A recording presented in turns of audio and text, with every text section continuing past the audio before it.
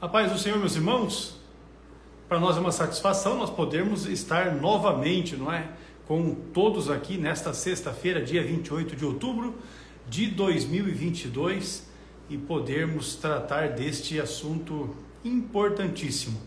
É importante que se diga que nós não fizemos ontem, não é? Essa live, uma vez que o pastor Douglas Batista estava no Rio Grande do Sul. Ele precisava se deslocar para Brasília e um atraso que houve no voo não permitiu que ele pudesse estar em Brasília para que então fizéssemos no dia de ontem. Mas aí conversamos com ele e ele falou, então vamos fazer amanhã. E aqui estamos nós. Vamos já trazer o pastor.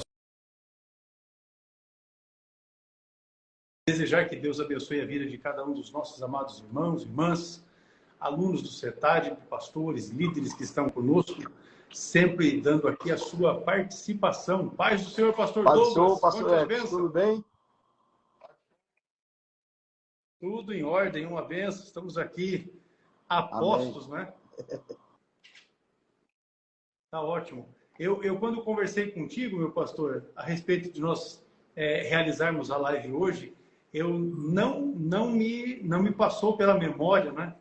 Que hoje seria último debate entre os candidatos a presidente da República e acabou que a nossa live vai ficar no meio desse horário. Certamente a gente não vai ter o alcance que nós desejaríamos com o resultado. Mas, enfim, nós vamos fazer a live e vamos publicar ela na sequência para que os irmãos possam tomar conhecimento do assunto que nós estamos abordando aqui.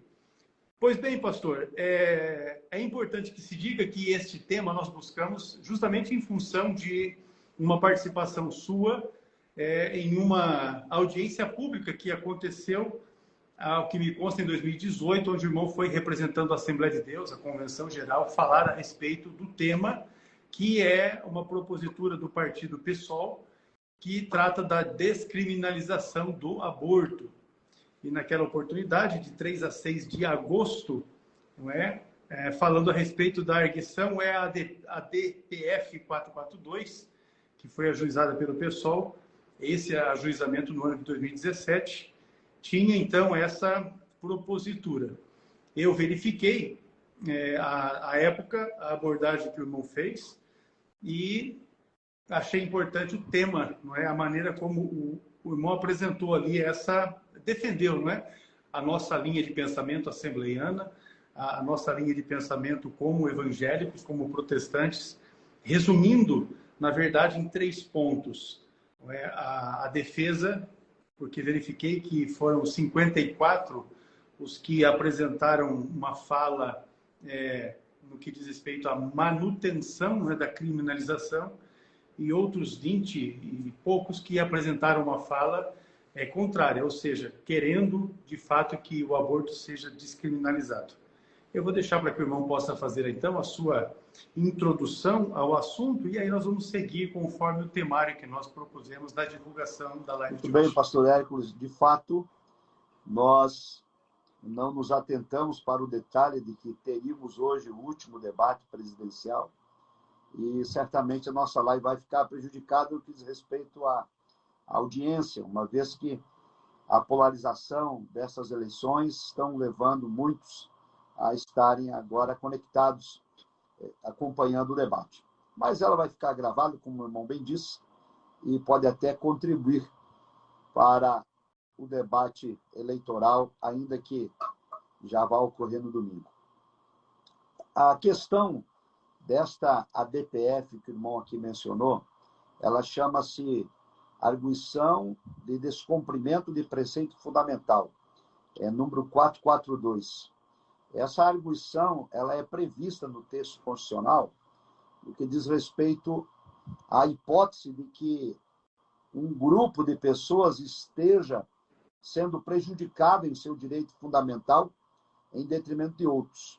Então, o argumento desse partido, do PSOL, é o seguinte: ocorreu no Rio de Janeiro, precisamente em Duque de Caxias, uma prática do aborto com uma mãe que o filho no ventre já tinha 3 meses de gestação. 12 semanas.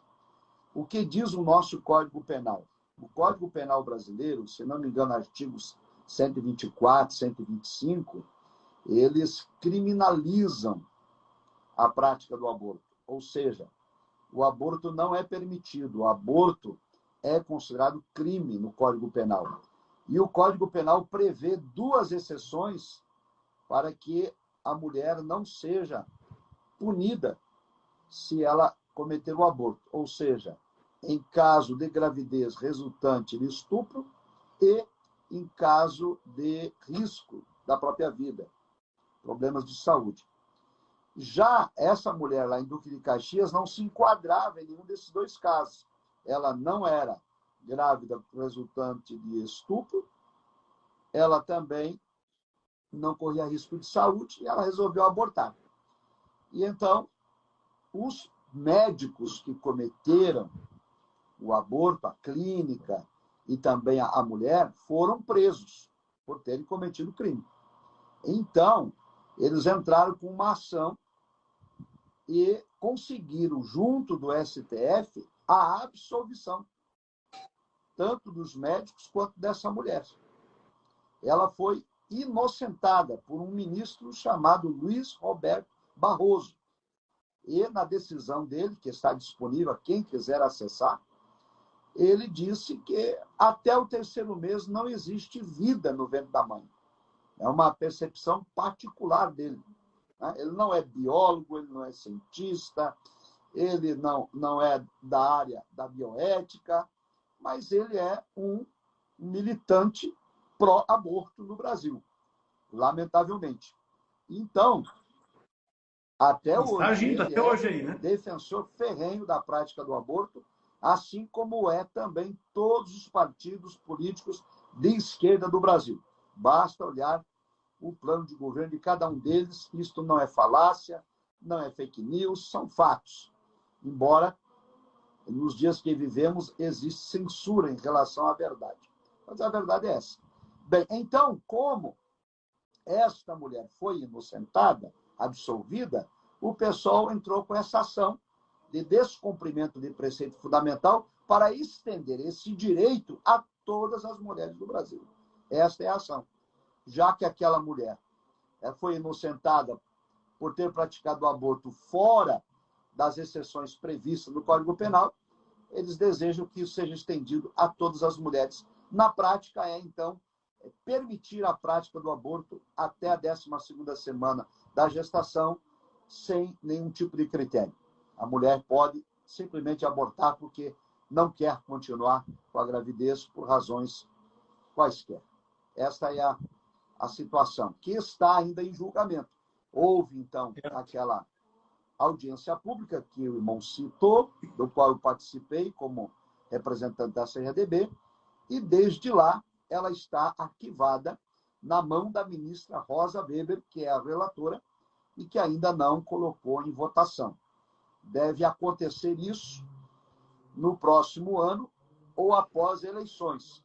As eleições de domingo, elas vão também culminar nesta decisão do STF, porque, dependendo de quem for eleito, o STF pode decidir a favor ou contra a prática do aborto. Muito bem, até porque isso vai criar uma jurisprudência, uma vez criada essa jurisprudência, já fica normatizado. Se alguém quiser conferir isso, é só acessar o site do STF e fazer uma pesquisa pela ADPF 442. ADPF 442, você vai ter ali todo o andamento, né, desta propositura feita pelo PSOL no que diz respeito, então, a descriminalização do aborto. Pois bem, naquela oportunidade, pastor, o irmão fez no seu pronunciamento, defendendo, né, a nossa ideia assembleiana, o irmão colocou 3 pontos para que a sua visão, que é aquilo que nós subscrevemos, fosse ali registrada. Eu verifiquei que o primeiro ponto aí foi a concepção e a inviolabilidade do direito à vida, que é, na verdade, o que vai exatamente contrário a isso que o Barroso defende. Exatamente. Não é? Porque desde o momento da concepção já há Exato. vida Esse ali. primeiro argumento, ele tem caráter biológico, da vida no início da concepção, e um argumento constitucional, que é o direito à inviolabilidade da vida. Nós entendemos, tanto pela biologia, pela bioética e pelas escrituras, que a vida dá-se início na concepção. Então, por exemplo, a biologia explica que lá, aquela primeira célula, quando o espermatozoide penetra o óvulo feminino e forma o zigoto, ali já é vida. E isso ocorre logo após, né, os primeiros minutos, meia hora, 20 minutos depois que ocorre a concepção. Então, ali já é um ser vivo. Nós temos nas Escrituras, né, várias passagens bíblicas, como o livro de Salmos, o livro de Jeremias, em que Deus deixa claramente que ele nos conhecia antes de que nos formássemos no ventre de nossa mãe e que já existia ali um projeto de vida. E, portanto, a nossa defesa é de que a vida dá-se início na concepção, porque esta é a posição bíblica e também é a posição da biologia. É claro que existem outros argumentos em relação ao início da vida. Alguns dizem que a vida inicia na nidação. A nidação é aquele processo quando o óvulo vai transitar e vai atingir a trompa. E lá ele vai, então, ter o seu processo de gestação. Dizem a vida começa ali. Outros dizem que a vida só ocorre quando a criança nasce, de fato. Mas, para nós, os cristãos, a vida se dá na concepção. E esse é um argumento fundamental para a fé bíblica, porque aquele que pratica o aborto, ele viola o mandamento bíblico, o sexto mandamento, que diz não matarás. E a questão da inviolabilidade da vida, esse é um direito fundamental do texto constitucional. Então, não há direito de aborto previsto na Constituição. Isso é importante destacar. As feministas querem ter esse direito, dizendo que é um direito fundamental. E não é. Não há nenhuma previsão no texto constitucional da prática do aborto. O contrário, o direito não é de assassinato de criança no ventre da mãe. O direito é a vida. E a vida é inviolável. Ninguém tem o direito de tirar a vida de ninguém. E esse é o nosso argumento aí nessa primeira exposição junto do STF. Muito bem. É só para deixar registrado, pastor, o texto do Salmo 139, o versículo de número 13, a Bíblia diz assim, ó: pois possuíste o meu interior, entreteceste-me no ventre da minha mãe. Eu te louvarei, porque de um modo terrível e tão maravilhoso fui formado. Maravilhosas são as tuas obras, e a minha alma o sabe muito bem. Os meus ossos não te foram encobertos, quando no oculto fui formado e entretecido como nas profundezas da terra. Os teus olhos viram o meu corpo ainda informe, e no teu livro todas estas coisas foram escritas, as quais iam sendo dia a dia formadas, quando nem ainda uma delas havia. Eu li o Salmo 139, o verso 13 até o 16, que esse é um dos principais textos, né, que utilizamos para a fundamentação desse nosso pensamento. Muito bem, naquela abordagem o senhor também citou um outro aspecto relevante nessa questão, que é o aborto está em desacordo com a moral e a ética cristã. Então aí já partimos para uma outra área desse mesmo direito. Exatamente. A moral e a ética cristã prioriza sempre a vida. E, bem, em relação ao ponto anterior, gostaria só de destacar que os artigos do Código Penal são os artigos 124 e 126, que autorizam o aborto no caso de estupro, gravidez resultante de estupro e risco de vida da mãe. Mas há uma outra exceção que não está prevista no Código Penal, que é uma decisão tomada pelo STF, que autoriza o aborto em caso de anencéfalo, ou seja, de criança no ventre da mãe que esteja com má formação ou sem cérebro. Bem, é importante destacar que essa decisão do STF foi tomada também pela ação de um advogado chamado Luiz Roberto Barroso, que na época não era ainda ministro. Ele era um advogado que entrou com essa causa para permitir o aborto de anencéfalo.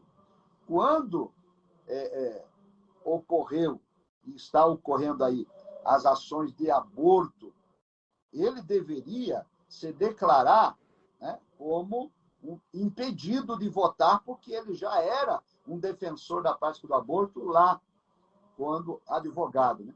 Mas aí ele não se declara impedido, ele se acha no direito, né, de fazer a apologia dele à prática do aborto. E temos dias tão difíceis no Brasil, né, que, lamentavelmente, a ética ela está em desuso. Mas, então, apenas para salientar isto, né, que não há como autorizar a prática do aborto do Brasil até a 12ª semana sem que haja mudança na Constituição. E também nós argumentamos isso no primeiro ponto. O segundo ponto trata, então, da moral, da ética cristã. E é importante deixar isso claro, que o Brasil, embora seja um Estado laico, embora nós tenhamos aqui uma multipluralidade de religiões, o Brasil é predominantemente cristão. Mais de 90% dos brasileiros se declararam cristãos no último censo do IBGE. 95% exatamente. Então, essa moral cristã é que preconiza o comportamento do brasileiro. E a enquete feita pelo Congresso Nacional acerca da liberação do aborto acusou que também mais de 90% da população brasileira é contrária à prática do aborto. E por que o é? Por conta da moral cristã, que foi e é a formação cultural do nosso povo brasileiro. Só que o problema é o seguinte, pastor Hércules, o Congresso Nacional, que deve legislar, que de acordo com o texto constitucional é o poder legislativo, esse Congresso não aprovou a prática do aborto no Brasil. Inclusive, quando tramitou no Congresso a questão do aborto de anencéfalos, o Congresso Nacional disse não, porque o Congresso Nacional é quem representa a vontade do povo. Os que lá estão, mal ou bem, deputados e senadores, foram eleitos pelo povo. No nosso modelo de Estado democrático de direito, é eles que devem atender os anseios do povo. Então, o Congresso Nacional disse não à prática do aborto. Porém, o STF, que vem paulatinamente suplantando as suas prerrogativas, né, usurpando o poder, né, nos demais poderes, a revelia do pensamento da população brasileira, eles autorizaram o aborto anencéfalo. Então, argumentei ali, naquela ocasião, que se deveria respeitar, né, a moral cristã que predomina no povo brasileiro, que é contrário à prática do aborto, e que o STF não interferisse nessa decisão, como já fizera no caso de anencéfalos. E essa moral cristã, ela se fundamenta em textos bíblicos, dos quais o irmão já citou aí o Salmo 119, dentre outros, do profeta Jeremias, de que a vida é um dom de Deus, a vida é outorgada por Deus e só Deus tem o direito de tirar a vida. Ninguém está autorizado a tirar a vida de quem quer que seja, nem a própria por meio do suicídio, nem a do outro por meio do homicídio e nem a da criança no ventre da mãe por meio do aborto. Muito bem. Então, esses 3 pontos, ele também, o irmão apontou também a questão do aborto sendo a competência do legislativo. Conforme o irmão acabou de mencionar, nós não temos, por parte do legislativo, uma lei, né, uma normatização para que o aborto seja feito, se não essas decisões que são feitas, no meu modo de entender, por meio de usurpação de competência, né, quando o STF interfere nos poderes e toma uma decisão dessa natureza. Eu achei interessante porque no registro feito a respeito daquela audiência, o irmão disse que o assassinato, que legalizar o aborto é assassinar um ser indefeso e inocente ainda no ventre da mãe. Eu achei essa frase, eu até destaquei ela aqui no meu esboço, aqui ela está destacada, porque de fato é assim que nós devemos pensar a questão do aborto como cristãos, né? Como cristãos, não há outra forma de nós avaliarmos essa situação. Pastor, a gente então avançando para o nosso temário, o irmão já apresentou uma questão a respeito da perspectiva cristã a respeito do aborto. Agora, quando nós formos, e para sermos até mais direto, então, provocar o aborto, segundo aquilo que nós temos na Bíblia. O irmão citou o sexto mandamento, que está em Êxodo capítulo 20 e o versículo de número 13. Eu li aqui também o Salmo 139, do versículo 13 até o 16. Não li o texto de Jeremias, mas ficamos nesse. Nessa concepção, então, a prática do aborto é pecado. Certamente. Inclusive, os códigos penais, por exemplo, o Código Imperial do Brasil, que era um código essencialmente cristão no que diz respeito à questão do aborto, não estava autorizado nenhuma prática. A prática do aborto era totalmente condenada. Os códigos penais do mundo todo, por exemplo, o mais antigo, o Código de Hammurabi, que é antes de Cristo, condenava a prática do aborto. O Código de Napoleão condenava a prática do aborto. E o Didaquê, que é o ensino, né, dos 12 apóstolos, condenava a prática do aborto. Os pais da igreja condenaram a prática do aborto. E as escrituras condenam a prática do aborto, porque, como já citei, a escritura assevera que Deus é o autor da vida e ninguém pode e ninguém tem autoridade de tirar a vida do outro, a não ser o seu autor, que é Deus. E como já citado aí, o texto, por exemplo, que o irmão menciona aí, de Êxodo 20, verso 13, não matarás, ali, no texto hebraico, aqueles que estudam o Antigo Testamento sabem que a tradução literal é não cometerás assassinato. E aí, o assassinato é crime que nós caracterizamos no nosso Código Penal como crime doloso, ou seja, aquele com a intenção de matar. De modo que enquadra-se, então, nesse mandamento, como pecado, o homicídio, que é cometido de forma dolosa, o suicídio, a eutanásia, que também é um outro debate, discussão no Congresso Nacional, porque eles querem também autorizar que a pessoa moribunda, em estágio terminal, com a autorização própria ou da família, desliga os aparelhos de cabo à vida. Chama-se eutanásia. E isso também, biblicamente, é pecado. E o aborto, que é o tema que nós estamos tratando, mas eles estão entrelaçados entre si. Essa é a moral cristã, muito clara. No entanto, em desrespeito a isso, o Congresso Nacional tem alguns deputados, e eu vou citar aqui os nomes, porque isso é importante. Por exemplo, nós temos o deputado Jean Williams, que ele é o autor do projeto de lei que descriminaliza o aborto.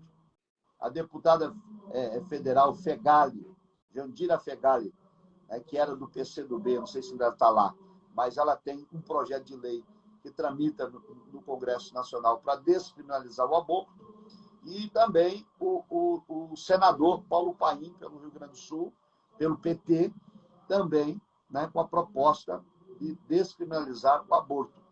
E somente em 2020, por exemplo, tiveram cerca de 16 projetos de lei tramitando no Congresso Nacional. Mas, apesar de ter esses que citei, né, do João Willis, que não é mais nem deputado, do PSOL, a Fegali, do PCdoB, e o senador Paim, do PT, os demais projetos são para coibir a prática do aborto no Brasil. Então, na minha argumentação lá no STF, eu disse à ministra, olha, não existe descumprimento de preceito fundamental, porque o Congresso Nacional está tratando do tema. E o Congresso diz que não tem como o Supremo interferir. Mas, infelizmente, nós vemos aí o que se chama da hermenêutica neoconstitucionalista, em que, principalmente o Supremo Tribunal Federal, não se atém à letra da lei, mas dá interpretação subjetiva, de acordo com a sua ideologia pessoal. Bem, é claro que o senhor está tratando os temas intercalados, mas os temas eles se transpassam, né? Os pontos, eu digo, se entrelaçam. Eles se entrelaçam, né? De maneira que nós não temos como, então, afirmar ou tentarmos passar a ideia de que o aborto possa ser tratado como um problema de saúde pública. No meu modo de entender, eu acho que, segundo o que o irmão já expôs, segundo o que eu pesquisei a respeito do tema, segundo aquilo que li das exposições que foram feitas lá nessa audiência no STF, é incoerência demais nós aceitarmos a ideia de que isso seja tão somente um problema de saúde pública, para que aqueles que não queiram ter os seus filhos possam tratar de não ter. Certamente, não é um problema de saúde pública, não é uma questão de saúde da mulher. A prática do aborto é uma ideologia que, infelizmente, está imperando na sociedade, de um modo geral, não só no Brasil, mas também no mundo, em que se adota um slogan da pós-modernidade chamado Meu Corpo, Minhas Regras. Então, em defesa desse suposto direito, né, do humanismo, meu corpo, minhas regras, os movimentos feministas, as mulheres argumentam, as que fazem parte desse movimento, de que o corpo é delas e as regras são delas. Então, se o corpo é da mulher, ela tem o direito de fazer o que quiser com o corpo. Ela pode abortar. E essa regra também se estende às outras questões ideológicas. Por exemplo, a legalização das drogas é a mesma ênfase. O corpo é meu, se eu quiser me drogar, eu me drogo, o direito é meu. A mesma coisa na legalização da prostituição. O corpo é meu, se eu quiser me prostituir, ninguém tem nada a ver com isso. Esse é um slogan muito presente no movimento pró-aborto, né? De que o corpo é da mulher e a mulher tem o direito, então, de fazer com o corpo o que quiser. E aí fala-se numa questão de saúde pública. Olha, o texto do Código Penal já legaliza e já autoriza o aborto em caso de risco de saúde da mulher. Né? A gravidez, plano de saúde. Então, isso aí, o Congresso Nacional já aprovou, já normatizou, já está normatizado. Isso, né? O que eles querem fazer é banalizar a prática do aborto. O que pretendem é liberar geral para que a mulher possa exercer essa liberdade de fazer do corpo o que quiser. Então, por questões mesquinhas, como, por exemplo, a mulher engravida e ela não quer ter um problema estético com o seu corpo, com estrias, com algum outro tipo de efeito que possa ocorrer no pós-parto, então ela resolve abortar por uma questão puramente narcisista, né? E outro detalhe. A chamada gravidez indesejável. Né? Então, mas está tendo muita gravidez indesejável, porque nossas adolescentes estão ficando grávidas cada vez mais cedo. Bem, mas o problema, então, nós vamos resolver um problema cometendo um crime, no caso do estupro mesmo, nós vamos resolver um crime, que o estupro é um crime, fazendo outro crime, que é matando a criança no ventre da mãe. Para nós, os cristãos, isso é inconcebível. E é importante aqui destacar que, nessa pós-modernidade, existe um relativismo. E, infelizmente, muitos cristãos acabam cedendo ao relativismo. Relativiza-se a verdade bíblica. A verdade bíblica é clara: não matarás. Ponto final. Não é para matar. Não é para tirar a vida do outro. Não temos essa autorização. Mas aí começam a ser essas relativizações. Não, mas é uma questão de saúde pública. É uma questão de que as mulheres pobres estão fazendo aborto clandestino, então morrendo por causa disso. Olha, lá na audiência do STF, um médico que também fez a exposição pró-vida, ele desmontou todos esses argumentos de índices, dados que apontam no Brasil que existem tantos casos de abortos clandestinos, que morrem tantas mulheres, e ele desmentiu, provando por A mais B que os dados eram manipulados, que os dados eram maquiados, que era, na verdade, uma tentativa de convencer a opinião pública para poder, goela abaixo, impor a prática do aborto no Brasil. Então, como cristãos, não há nenhuma possibilidade. Muito bem. Eu tenho observado que, especialmente a mídia que milita, né, nessa área, que é pró-aborto, e também essas demais questões que o irmão acaba de mencionar, eu observo que eles vão gerando informações, eles vão gerando notícias, dia após dia, até que chega o ponto de fazer uma grande argumentação, porque aí, segundo eles, conforme aquilo que eles levantaram, conforme aquelas informações que eles já vêm passando para a população, e de forma sorrateira vão apresentando aquilo que é uma mentira, como se fosse uma verdade, mas é aquilo que a gente também já tem aprendido, né? Uma mentira repetidamente, em algum momento as pessoas passam a aceitá-la como verdade.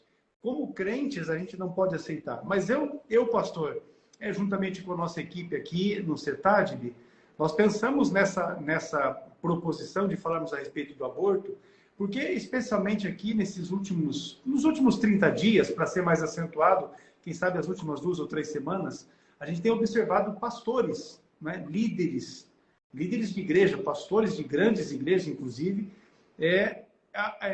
assimilando esse viés esquerdista, passando a admitir que, de fato, eles estão certos, que, de fato, isso deve ser legalizado, deve ser normatizado, para que aqueles que quiserem, façam.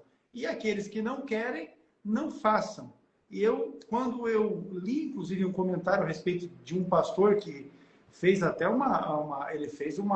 escreveu, né, num grupo, de uma forma assim assuntosa, desrespeitosa, inclusive com um outro companheiro, eu pensei comigo, mas esse negócio está fora. E aí eu pensei, vamos pensar de fazermos alguma coisa nesse sentido. Por isso, logo lembrei que o irmão esteve naquela audiência do STF, e eu falei, vamos contactar com o pastor, porque nós temos que abrir os olhos dos nossos amados irmãos, dos nossos crentes e, por assim dizer, também da nossa liderança, que não deveria ser, na verdade, o nosso apelo à liderança, porque a liderança são os formadores de opinião que deveriam defender exatamente aquilo que cremos. Mas penso ser oportuno, pastor, também que o irmão fale nesse sentido, para que os nossos líderes, porque ainda dá tempo, né? Ainda dá tempo de alguém voltar ao seu pleno juízo e entender que, pela palavra de Deus, essas práticas são inaceitáveis. Pastor. É o que eu dizia há pouco, né? O problema do relativismo que está invadindo a igreja, pseudos líderes, pseudos cristãos, pessoas que estão relativizando a palavra de Deus para ceder e passar pano em ideologias anticristãs propaladas por movimentos contrários aos nossos valores, e deixar aqui bem claro no Brasil esse movimento é articulado e promovido por partidos de esquerdas.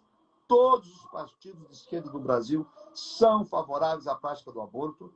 E embora agora, nas eleições, eles tenham recuado no discurso para enganar quem é incauto, dizendo que não é bem assim, mas esta é a verdade. Eu tenho uma tese de doutorado defendida na Escola Superior de Teologia em São Leopoldo, na Este, onde eu trato sobre o ethos do pentecostalismo na esfera pública, e lá eu tenho um capítulo tratando sobre esse tema da questão do aborto, como que a prática tem sido relativizada, como que as pessoas têm sido coagidas a concordar com ela, relativizando o preceito bíblico. Inclusive, eu trago aqui, eu vou ler Êxodo capítulo 21, a partir do verso 22, a Escritura diz assim, em relação à questão do aborto, que estava previsto já lá na lei de Moisés. Diz assim, ó, se alguns homens pelejarem e um ferir uma mulher grávida, e for causa de que ela aborte, porém não havendo outro dano, certamente será multado, conforme o que lhe impuser o marido da mulher. Mas se houver morte, então dará vida por vida, olho por olho, dente por dente, mão por mão, pé por pé, queimadura por queimadura, ferida por ferida, golpe por golpe. Veja a gravidade que a lei de Moisés considerada a prática do aborto, né? A chamada lei de Talião, que se alguém provocasse o aborto na vida de uma mulher, esse alguém era morto também, porque era a lei da retribuição na época, né?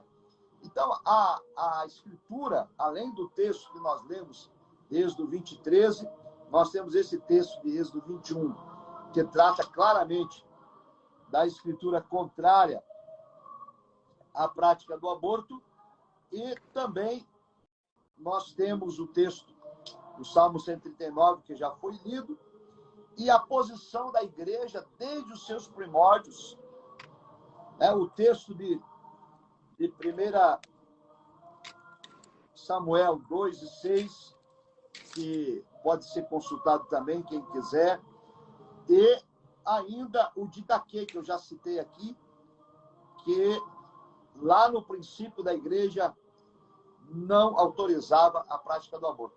Agora, um problema, pastor X, que eu gostaria de destacar, que é o seguinte: o Supremo Tribunal Federal, infelizmente, dos 11 ministros que lá tem, a maior parte deles são pró-aborto.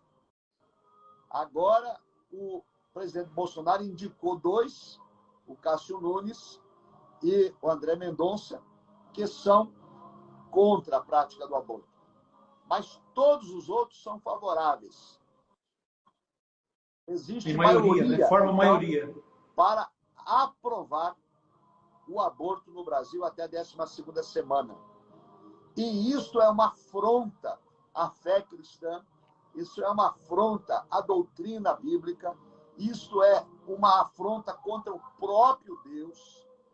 E, lamentavelmente, como o irmão já citou, alguns que se dizem cristãos saem em defesa da legalização da prática do aborto, o que é inconcebível biblicamente, é pecado, é erro grave.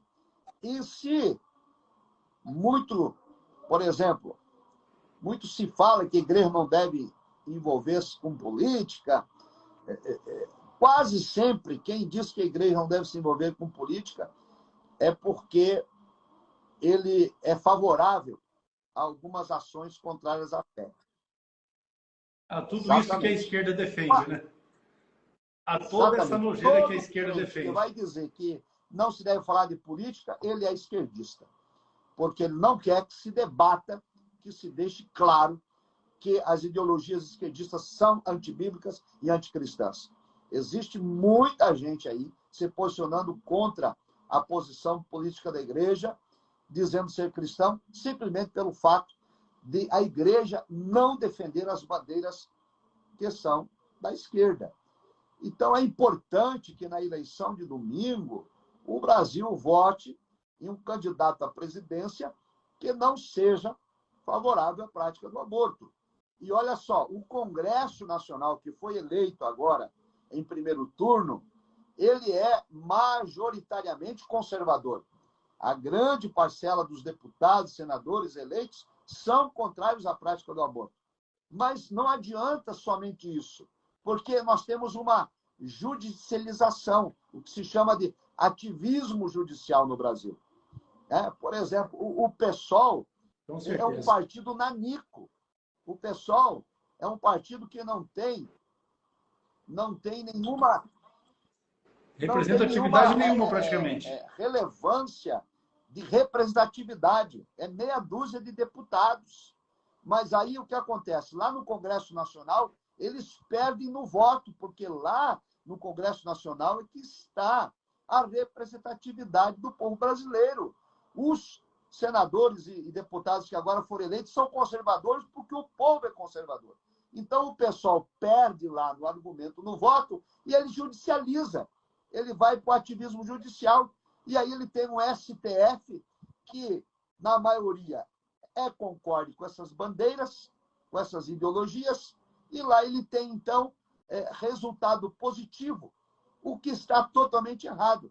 Por isso, nós precisamos eleger um presidente que possa, agora, nesse seu novo mandato, indicar mais ministros para o STF, que também sejam de cunho conservador, para que possam barrar esse ativismo judicial que, lamentavelmente, está destruindo a moral e a ética cristã e também trazendo insegurança jurídica para o país. Muito bem. Salvo algum engano da minha parte, se eu não estiver muito errado, nesse próximo mandato presidencial, o presidente poderá indicar até 3 ministros para o STF. E, havendo a reeleição do presidente Bolsonaro, e ele indicando outros 3, haverá um equilíbrio maior, que nós teríamos daí 6 contra 5.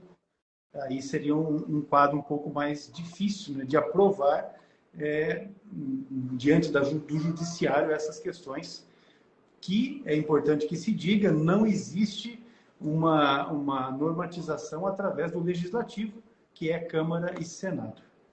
Pois bem, pastor, eu vou deixar aqui para ti um tempo para que o irmão faça as considerações que achar interessante a respeito do assunto, para os irmãos que chegaram, a gente verificou que alguns chegaram, assim que outros também saíram, que o pessoal deve estar também atento lá.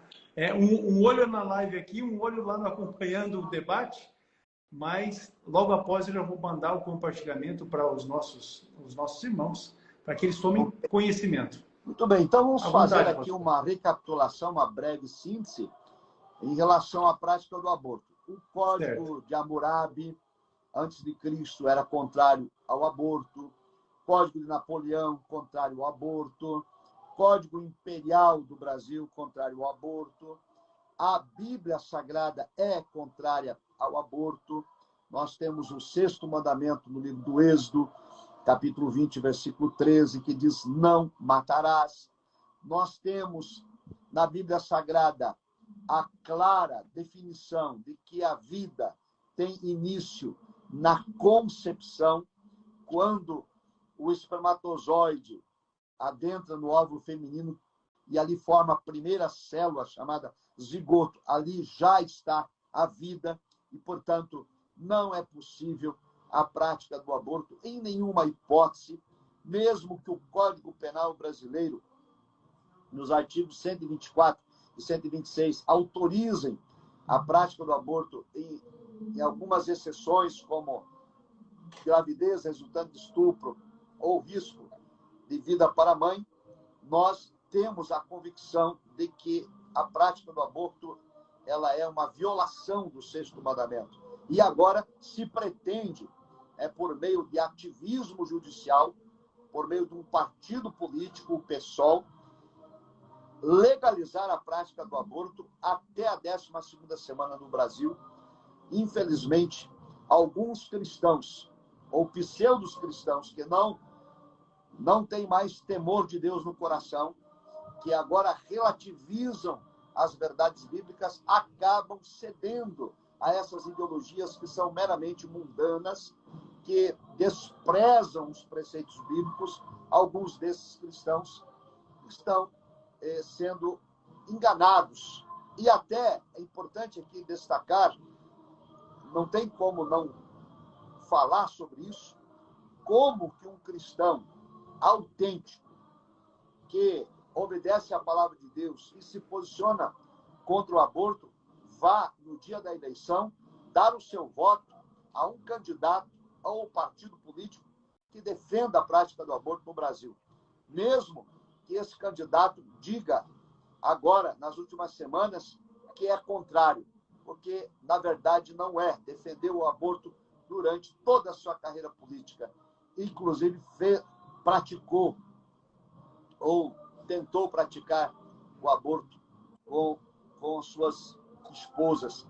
Então, amados irmãos, querida igreja, nós vemos tempos difíceis e nós precisamos nos posicionar contra a prática do aborto, não só porque ela é uma bandeira da esquerda, não só porque ela é uma ideologia, não só porque ela é uma pauta política, mas, sobretudo, porque a prática do aborto é pecado.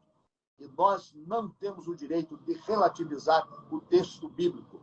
Cristo asseverou dizendo: céus e terra vão passar, culturas vão mudar, mas as palavras do Senhor Jesus hão de permanecer para sempre.